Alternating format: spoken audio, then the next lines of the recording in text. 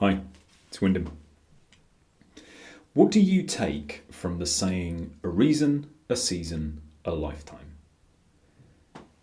This was a phrase introduced to me by my sister, I don't know, 20 plus years ago.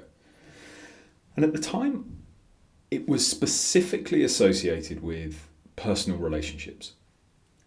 And that the people in our lives move in this pattern. Some people come into our lives for a reason. Some people come into our lives for a season. Some people are ever present. And I've been thinking about it recently because yesterday, I think it was yesterday, marked the 2-year anniversary of when I completed my 200 hours yoga teacher training. And that phrase, a reason, a season, a lifetime, doesn't just apply to people and personal relationships. It is essentially the breakdown of our life. I don't mean breakdown like psychological breakdown. I mean, it is a way to break our lives into sections. And it had me thinking and reminding me of so many of the conversations I have with my clients, with friends, with family, how much of a problem it was for me to find that thing to help create change. Because when I was deeply miserable, I didn't have that phrase in my mind, a reason, a season, a lifetime. And what happened as a result was I was fixated on making one bold move that in one step solved everything. And at the time, I didn't realise that was an impossibility. I was guaranteeing my own inability, my own failure, because the thing I was trying to achieve is impossible. It's so seductive to think that there's just this one move, I've just got to wait and this perfect opportunity will present itself. This perfect idea will spring to mind. This perfect theory or approach will come into my life and everything will be golden. It's almost as if we're waiting to win the Euro Millions. If we win 100 million, we'll be golden. There's two problems with that. One, it's almost certainly not going to happen. The odds of it are vanishingly small. And the other thing is, might not solve it. Might solve your immediate problem, but is it actually what you really want? You know, if we go back to the 200 hours yoga teacher training, I was convinced I wanted to teach yoga. Absolutely convinced.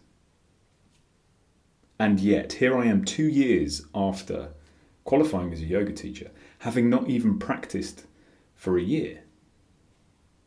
I taught for a short period of time in a couple of studios in London, but I didn't enjoy it. I had built this expectation of how I would be and how I would feel as a yoga teacher. And the reality, disappointingly, failed to meet those expectations. And so after a period of trying to understand what was going on, I changed direction.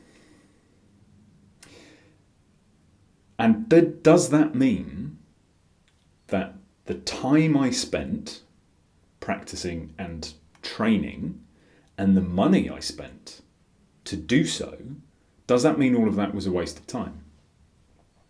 Absolutely not. There was a reason. It served a purpose.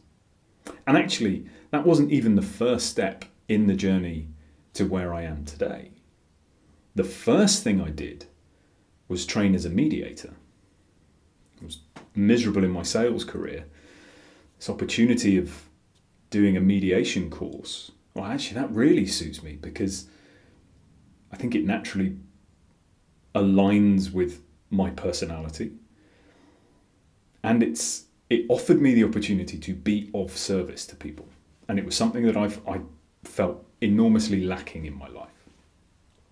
So I did my mediation training. And very quickly after that, having mediated, and I still do, I realised this is not the thing that I want to spend all of my time doing. I think it's hugely valuable. And it isn't a perfect fit for me. So does that make the training a waste of time? Does that make the investment a waste of money? Absolutely not. I learned skills, and it moved me closer to understanding what I really wanted. It was the first step.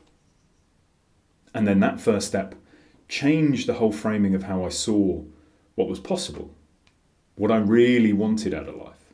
And then I took the second step, got into my yoga, trained as a yoga teacher with an expectation. I thought I'd just become a yoga teacher, it'd be fine. But that didn't do for me what I had expected. So I can either sit in that moment and go, well, I've spent thousands and thousands of pounds, told everybody I'm going to be a yoga teacher, and it doesn't fill me with the spark that I want my life to feel or be filled with. So what do? Do you, oh, well, there's nothing else I can do? Or do you see it as the reason? It served the reason. It served the purpose. It's moved me forward. Now what? I can get to this point in the journey, and I don't have to redo that point in the journey over and over and over again, because I realise that the destination is somewhere else. Now, I might not know exactly where that destination is, and that, embracing that as an idea, I don't know where I'm going, but I'm broadly comfortable in the direction I'm going.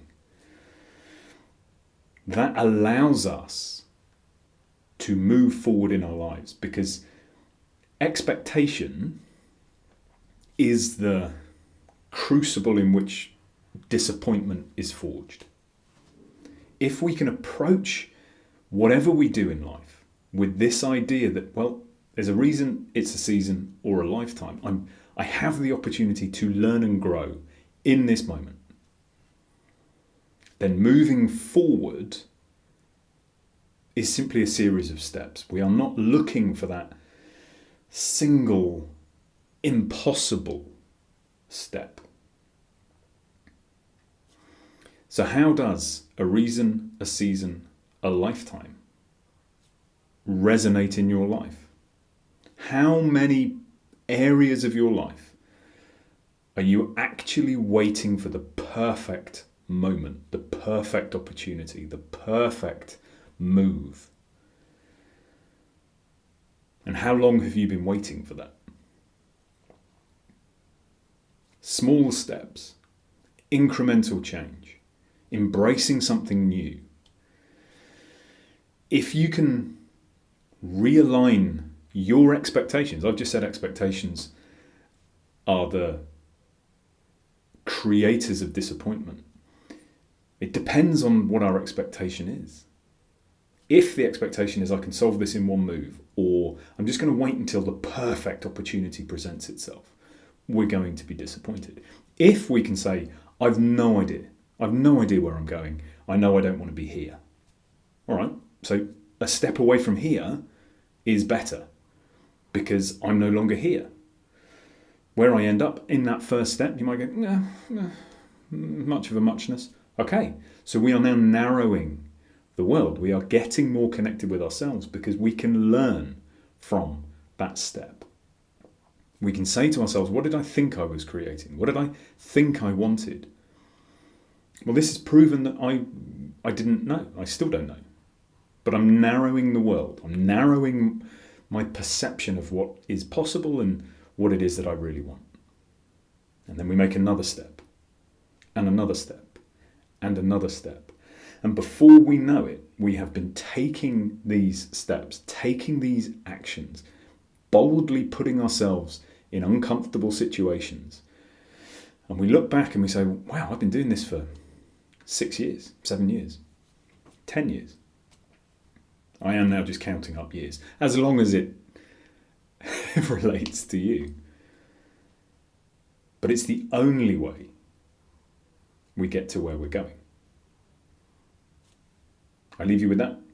I wish you a peaceful and joyful few days, and I will speak to you soon.